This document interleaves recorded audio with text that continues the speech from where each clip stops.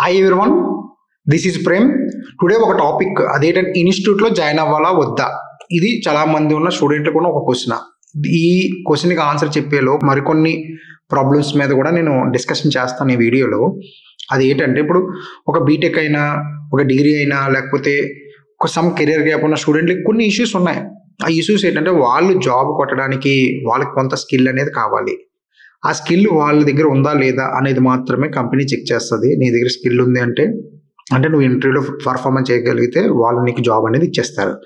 ఇక్కడ సమస్య ఏమిటంటే నేను ఇప్పుడు కోచింగ్ ఇన్స్టిట్యూట్లో జాయిన్ అవ్వాలా వద్దా, జాయిన్ అయితే ఏ ఇన్స్టిట్యూట్ జాయిన్ అవ్వాలి, ఫీజు ఎంత, ఈ ఇన్స్టిట్యూట్లో ఈ ఫీజు కట్టి జాయిన్ అయితే నాకు లాభమా నష్టమా, ఖచ్చితంగా ఈ ఇన్స్టిట్యూట్లో జాయిన్ అయితే జాబ్ వస్తుందా లేదా, ప్రీవియస్గా ఉన్న స్టూడెంట్ యొక్క రివ్యూస్ చూసుకుంటారు, వేరే ఇన్స్టిట్యూట్తో చెక్ చేసుకుంటారు, అన్ని ఒక ఇన్స్టిట్యూట్ రిఫర్ చేస్తాడు, ఫ్రెండ్ ఇంకో ఇన్స్టిట్యూట్ రిఫర్ చేస్తాడు, లేదా మీరే ఇంకో 2-3 ఇన్స్టిట్యూట్లు చెక్ చేసుకుంటారు.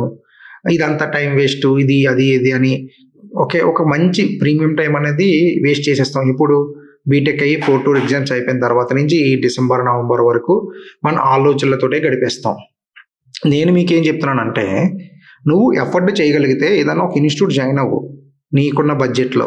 ఒకవేళ నువ్వు జాయిన్ అవ్వలేకపోతున్నావు, ఎందుకు ఇన్స్టిట్యూట్ల గురించి ఆలోచించడం, నీట్గా ఇంట్లో కూర్చో, ఒక ల్యాప్టాప్ తీసుకో, నువ్వే ప్రాక్టీస్ చేసుకో.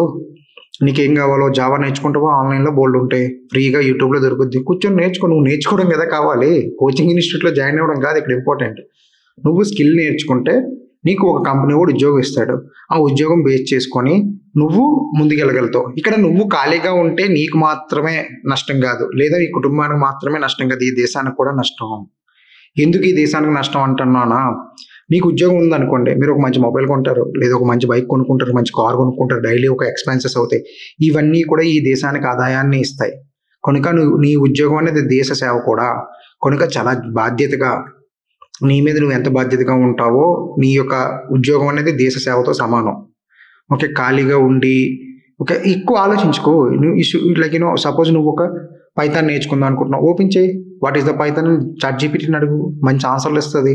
స్లోగా బిల్డ్ చేయి. మార్నింగ్ 9 to 6 PM వరకు చదువుకో. ఒక ఉద్యోగంలో అయితే ఎలాగా డైలీ ఒక 8 గంటల నుంచి 10 గంటల టైమ్స్ మనం స్పెండ్ చేస్తామో, ఇంటి దగ్గర ఉండి కూడా అదే స్పెండ్ చేయి.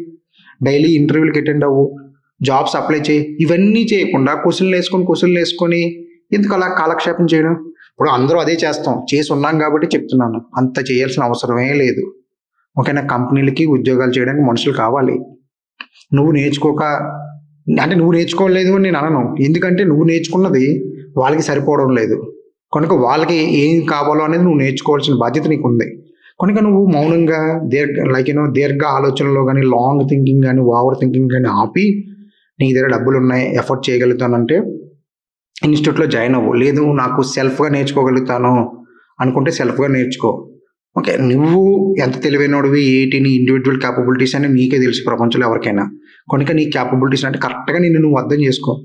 నాకు ఎవరు సపోర్ట్ లేదనుకుంటే ఇన్స్టిట్యూట్లో జాయిన్ అవ్వకుండా నేర్చుకో. లేదు నాకు ఎవరొకరు సపోర్ట్ ఉండాలి, నేను చేయాలి, ఎక్కువ ఆలోచించుకో, వెళ్ళి జాయిన్ అయిపో. నీ బడ్జెట్లో ఇన్స్టిట్యూట్ జాయిన్ అవ్వు. పైథాన్ కోర్సు లేదా డేటా సైన్స్ కోర్సు 2 లక్షలు చెప్పే ఇన్స్టిట్యూట్లు ఉంటాయి, 30,000 చెప్పే ఇన్స్టిట్యూట్లు ఉంటాయి, 10,000 చెప్పే ఇన్స్టిట్యూట్లు ఉంటాయి, 60,000 చెప్పే ఇన్స్టిట్యూట్లు ఉంటాయి. నీకు ఎవరు నచ్చారు ఏంటనేది నువ్వు చెయ్యి. ఓకేనా. నువ్వు మళ్ళీ చెప్తున్నాను, నువ్వు ఖాళీగా ఉండడం వల్ల నీకు నీ కుటుంబానికి ఎంత నష్టమో ఈ దేశానికి కూడా అంతే నష్టం మిత్రమా. నీ జాబ్ అనేది దేశ సేవ. కనుక కష్టపడు, పని మీన్స్ ఏదో ఒకటి నేర్చుకో. డైలీ ఫుల్ ఆక్యుపై అయితే ఉండిపో. ఒక 3 గంటలు జావా, 3 గంటలు పైథాను, లేదా ఒక 4 గంటలు ఆటో క్యాడ్, లేదా సివిల్ క్యాడ్, ఏదో ఒక టెక్నాలజీ మీద దృష్టి పెట్టు. డైలీ ఒక 8 గంటలు, ఏదో రోజు అదే వస్తుంది ఉద్యోగం. ఎందుకు రాదు? ఈ దేశంలో కంపెనీలు ఉన్నాయి, ప్రపంచంలో కూడా కంపెనీలు ఉన్నాయి, వాళ్ళందరికీ మనుషులు పనిచేయడం కావాలి. నీలో నువ్వే క్వశ్చన్లు వేసుకొని నీకు వస్తుందా రాదా అన్నీ ఎందుకు? ల్యాప్టాప్ ఓపెన్ చేసామా, ఉదయం నుంచి సాయంత్రం వరకు కూర్చున్నావా, మధ్యలో గంటకు ఒక 10 నిమిషాలు బ్రేక్ తీసుకున్నావా, మధ్యాహ్నం కూడా మంచి లంచ్ చేసామా, మళ్ళీ సాయంత్రం మళ్ళీ చదువుకున్నావా అన్నట్లు నువ్వు ఉండు. డైలీ ఒక 15 నుంచి 20 జాబ్లు అప్లై చేయి. వచ్చిన రోజు వస్తుంది మాత్రం డైలీ అప్లై చేయి. నీకేం చెప్తున్నానంటే నీకు జాబ్ వచ్చినా రాకపోయినా జాబ్ వచ్చినట్టు లేకపోతే చేయి. ఖచ్చితంగా ఓ రోజు జాబ్ వస్తుంది మిత్రమా. Thank you so much.